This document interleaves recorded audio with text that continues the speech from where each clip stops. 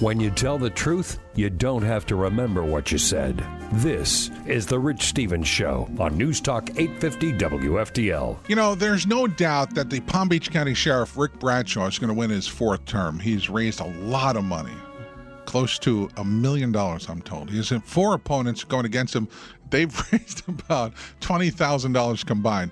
I think the sheriff's going to get enough votes on August 30th to avoid one of those general election runoffs. He has support from the criminal justice and civic establishment because of how much the department has improved since Sheriff Bradshaw took it over and how much Sheriff Bradshaw has used his position to actually benefit Palm Beach County. He persuaded the Miami-based South Florida Joint Terrorism Task Force to create a satellite office right in West Palm Beach. And today, Sheriff Ric Bradshaw joins us here on The Rich Stevens Show. How are you, Sheriff? Good morning. Thanks for having me on. Listen, just as a quick point, it's really not about the money. I think that the voters are smart enough to look at the person and say, you know what, he's the most qualified. I couldn't agree with you more, and I also want to mention to you that your TV commercial is great. They did a great job. They really did. But that's part of running a quality campaign. But what's nice about raising the money is people came forward because they want to support you. They want to support you because you're doing a good job, and it really shows that you have a wide base of support when people want to contribute to your campaign that much. So that was very gratifying. Yeah, that's a big deal. And by the way, with this election season that we're upon, and I'm a believer. You and I have not had this conversation, so I should point out to you, I'm a big believer that the sheriff should not even be elected. The sheriff should be appointed. Thank God, in Palm Beach County, it's a nonpartisan race.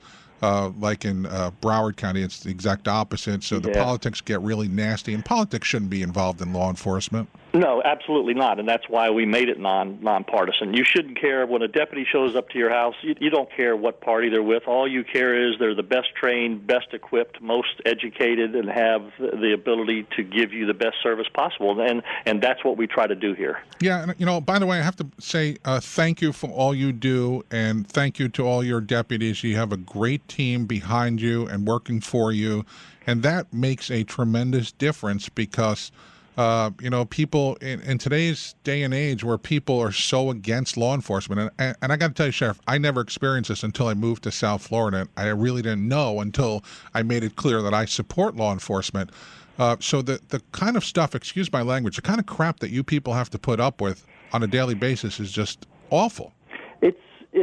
It's a unique and tough time in the history of law enforcement all across the country with what you see is going on. But if you boil this all down to what's going on, it's not so much about law enforcement. We just happen to be the flashpoint. In all of these places that you see what's happening, like the latest thing in Milwaukee, they got it's the 6th worst city in America as far as the economy and jobs are concerned. They're poor. It's the worst school system in the state of Wisconsin. They've got rapid unemployment. There's all kinds of things that are going on that has got people angry there. And then when you have something like that, it's an accelerator. It's the flashpoint. It's not everything that has brought the problem to this point. There's a lot more underlying issues, and people need to understand that. And if you go back to all of the other places, whether it's Ferguson or Baltimore, it's the same theme all the way across. It really wasn't that particular incident. That just happened to be the accelerator. Yeah, and in this case with Milwaukee, it's very interesting because, and again, the mainstream media, which I'm always talking about because they never tell you the entire story, they're kind of downplaying the fact that the officer in this case was black and he shot a black man. So what does this tell us if they're still rioting, they're still burning down buildings, and it wasn't a white officer killing a black man, in this case it's a black officer killing a black man, that they're just looking for an excuse to riot. That's how I take that. Absolutely. Look at the first place they hit. It wasn't a gas station, it was a liquor store. Right. That tells you something right there. That tells you the mentality of the crowd and what it's all about. At the gas station, that was a problem source in the community between the gas station owner and some of the people in the community there. So it was an excuse to go hit the places that they wanted to hit. Here's the thing. Everybody started rushing to judgment again, right? They didn't know any of the details of it. The first reports were the guy wasn't armed, he got shot in the back, da-da-da-da-da. Same with Ferguson with the hands up, don't shoot. And it's absurd on how fast everybody rushes into these things without really knowing all of the details. And now it comes out, well, you know what? The guy had a really bad record. He's been involved in serious crimes. He had a stolen gun used in a robbery. He had it in his hand, and he turned towards the officer. I mean, what would you like that officer to do? Would you like it better if he got killed and now you're going to his funeral? I mean, we're out here protecting people's lives. And if you go ask, and they just did an interview with some people in that community up there, they want those officers in there. They want them to go protect them, and that's what they were doing. They had 6 people shot in 2 days right there in that same exact place where that happened. 6 people. It's like in Chicago. They had 60 people in one weekend. And guess what? It's black on black. It's not the officers shooting people. They're shooting each other. Yeah, and again, the mainstream media doesn't want to report on those stories. We're talking to Sheriff Ric Bradshaw. He's also the chairman of the Southeast Regional Domestic Security Task Force, working alongside law enforcement agencies to make sure Palm Beach County is prepared to handle tragedies like what happened in Milwaukee, or more recently what happened right here in Florida in Orlando in that nightclub there. And this is why I think more than ever we need experienced leadership like you to keep us safe. Public safety is the number one priority, right? Well, I mean when I'm talking out here and I'm going to various groups, that's the theme. When I do my campaigning, I don't talk about what the problems are with the people that are running against me and the bad things about them. I don't have to. The bottom line is, I've been doing this job for 45 years. I've been a police executive for 20. That's more experience as a police executive actually running an agency than all of the other people running against me's experience combined. They've never, ever been in charge of an agency in any way, shape, or form.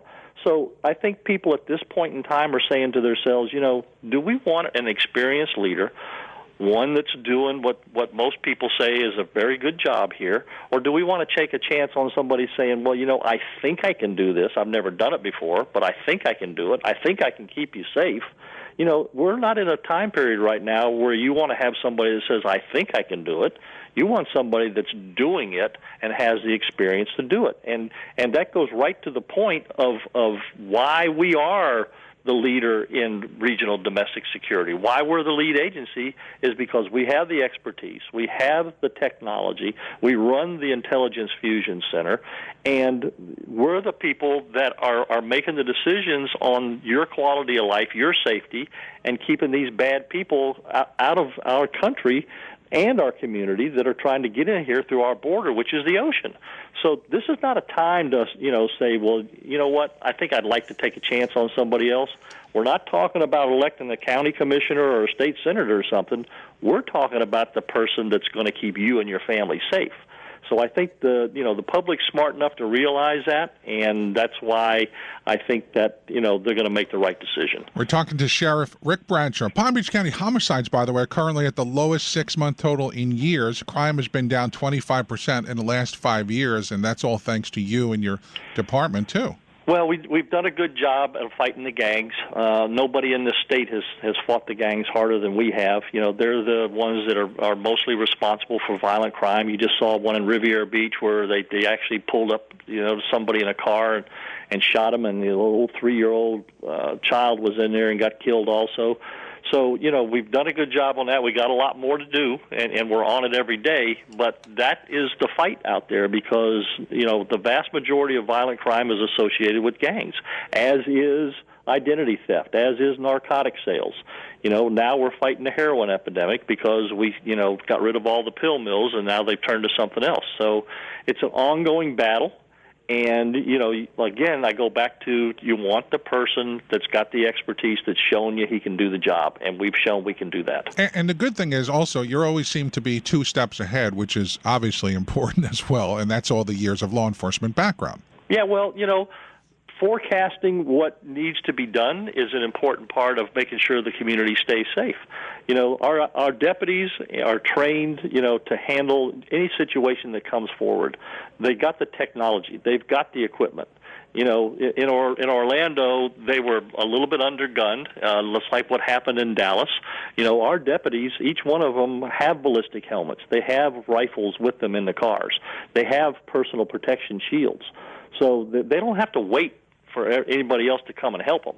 They're fully capable of getting out of the car, and whatever threat is posed to them or the people in their neighborhoods, they're fully capable of making sure that they'll neutralize that threat and take whatever action they have to take.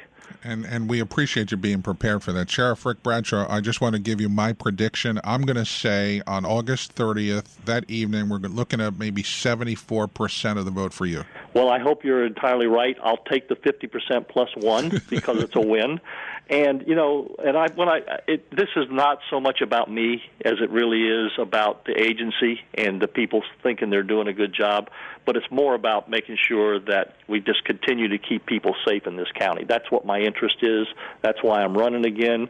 You know, I don't do it for the money, and I don't do it for the prestige. I've been doing it long enough. I've been, you know, to the top of my career. I'm just interested in keeping my neighborhoods here in this county safe and people safe. Well, keep doing a good job. You got my vote, and I also want to make sure you're aware that you have an open invitation to come into the studio and be on the Rich Stevens Show anytime, and hopefully we can make that happen really soon. We'll do it. You know, my schedule has been a little hectic lately, but I was glad I got a chance to call in, and we'll make an appointment in the future to sit down and do some more discussing. Sounds good, Sheriff. Here to help any way we can, and best of luck to you. Thank you very much. Thank you.